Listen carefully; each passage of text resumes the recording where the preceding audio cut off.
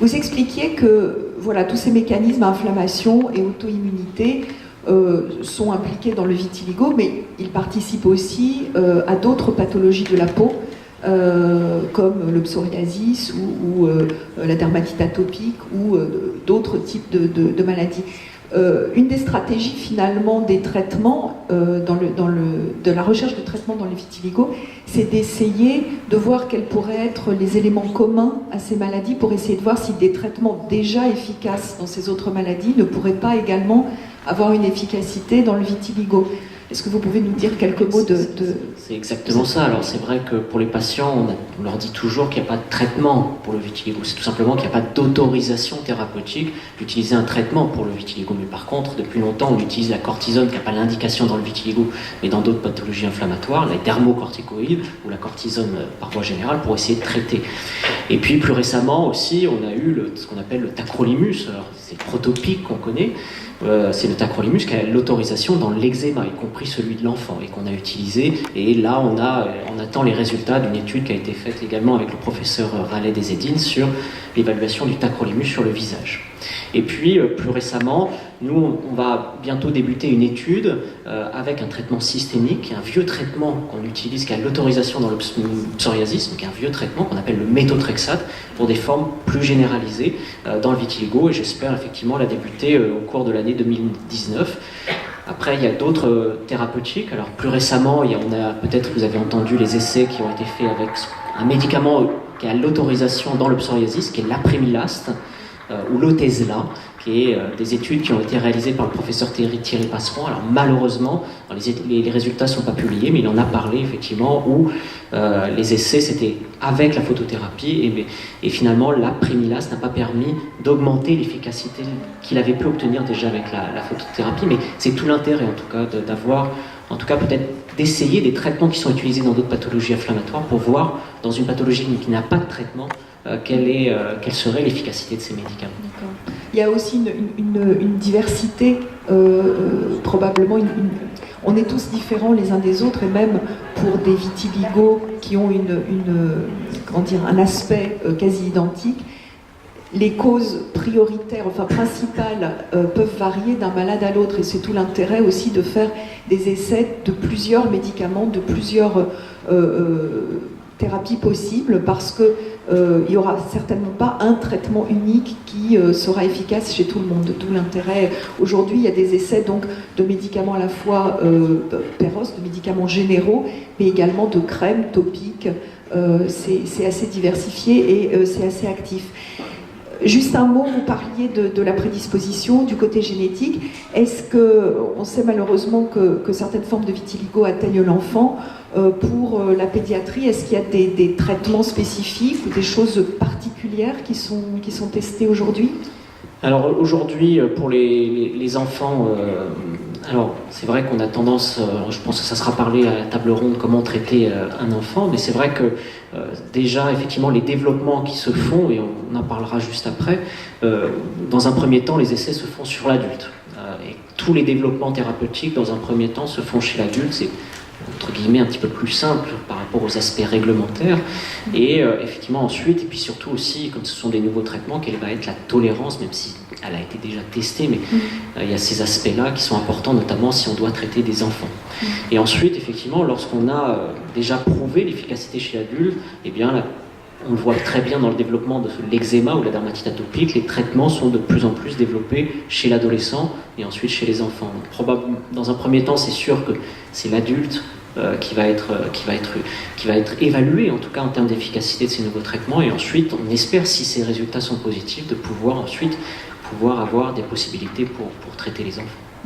Oui, effectivement, c'est une population vraiment particulière. Écoutez, professeur, nous arrivons au terme de cet entretien. Je voudrais en conclusion vous demander, à votre avis, quelles sont aujourd'hui les pistes de traitement du coup les plus prometteuses, puisqu'on voit qu'il y a beaucoup de choses qui sont testées en parallèle, des essais. Est-ce qu'il y a des résultats importants qu'on attend au cours de l'année à venir, et quelles sont les nouvelles études qui vont vraiment démarrer au cours de l'année à venir? Alors souvent, effectivement, peut-être pour les membres de l'association, je pense qu'ils... alors je vais juste revenir en arrière, je sais pas si qui ont entendu parler effectivement des nouveaux développements thérapeutiques, ce qu'on appelle les inhibiteurs de la voie de Jack. Alors, certains patients ont beaucoup connu un des traitements qui avait été essayé, ce qu'on appelle le tofacitinib. Il y avait eu un cas qui avait fait beaucoup le buzz en 2015. Et donc, c'est quoi ces inhibiteurs de la voie de Jack? Vous voyez effectivement le terme IFN gamma. C'est ce messager inflammatoire, et donc la diapositive suivante, en fait, ce messager se fixe en réalité sur une sorte de ce qu'on appelle un récepteur, une poche, qui est localisée sur les éléments des cellules, et cette poche permet d'activer un signal, et ce signal passe par une voie qu'on appelle JAK. Et donc, en fait, la diapositive suivante, eh bien, les inhibiteurs de la voie de JAK vont aller directement impacter, en fait, la conséquence du signal inflammatoire sur la cellule. Et donc tout l'intérêt, comme dans le vitiligo, on a ce signal inflammatoire qu'on a décrit, eh bien, de bloquer son signal par ces inhibiteurs de la voie de JAK, et c'est ce qui a été fait dans des essais donc chez nos collègues américains. Donc c'est la diapositive suivante, notamment avec un inhibiteur de la voie de JAK qu'on appelle le ruxolitinib, qui a montré une efficacité, là c'est un très faible nombre de patients, mais on voit effectivement que les patients ont tendance à repigmenter. Et là actuellement il y a eu une étude de phase 2 qui est en gros terminée, dont les résultats sont en attente au cours de l'année 2019, avec un traitement topique, notamment pour voir l'atteinte du visage, mais d'autres localisations. Parce que c'est vrai que, diapositive suivante, dans ces traitements, eh bien, on voit que la courbe du haut, c'est la repigmentation dans une localisation, c'est celle du visage. Et le visage, c'est une localisation qui repigmente assez facilement. Et la courbe bleue au milieu, c'est le corps. Par contre, malheureusement, ces traitements inflammatoires, anti-inflammatoires, eh bien encore, ils ont beaucoup de difficultés pour faire repigmenter la localisation de la courbe en verte, qui est complètement plate, c'est les extrémités, les mains et les pieds. Ça restera encore très difficile à traiter, même avec ces nouveaux traitements. Et donc, également, il y a une évaluation avec un traitement par la bouche de ces médicaments, et l'étude est en cours également actuellement. D'accord. Vous parliez des essais de phase 2, c'est des essais qui sont faits sur à peu près quel nombre de malades? C'est à peu près, alors quand on parle, effectivement vous avez raison, parce que souvent on parle de ces phases dans les études. Phase 2 c'est une phase un peu précoce, mais il y a déjà suffisamment de patients pour pouvoir les évaluer, c'est environ entre 200 et 300 patients. Et ensuite pour confirmer, c'est ce qu'on appelle une étude de phase 3 qui va être faite sur entre 700 et 800 patients à peu près. D'accord, donc un nombre beaucoup plus... Donc c'est des études qui se font au niveau international avec plusieurs centres. Plusieurs centres partout dans le monde, et il existe des centres également en France pour Alors, ces probablement, lorsque l'étude de phase 2, donc cette étude avec le traitement topique a été faite aux États-Unis, mais lorsqu'il y aura la phase confirmation des résultats, des centres français, y compris les nôtres, mais ceux également de Nice et de Paris seront probablement inclus dans cet essai, et on pourra proposer cet essai à nos patients. D'accord. Bon, plein d'espoir pour nous alors. Si ces essais sont concluants, puisque vous dites qu'on est à peu près en phase 2 du développement, ça veut dire que si tout marche bien, tout est efficace, on peut espérer l'arrivée de ces traitements à peu près dans combien de temps?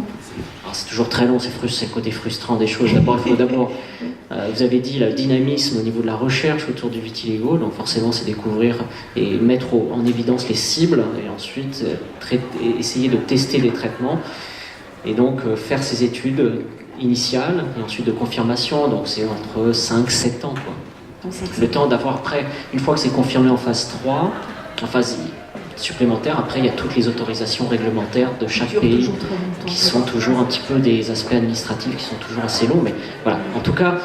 on garde espoir. Exactement. Voilà. Et effectivement, comme vous disiez, le monde aujourd'hui, enfin la recherche est extrêmement active. On sent qu'il y a énormément d'équipes qui travaillent sur beaucoup de choses très prometteuses, et on en est très heureux. Merci beaucoup. Un grand merci beaucoup à vous. de ces explications. Merci.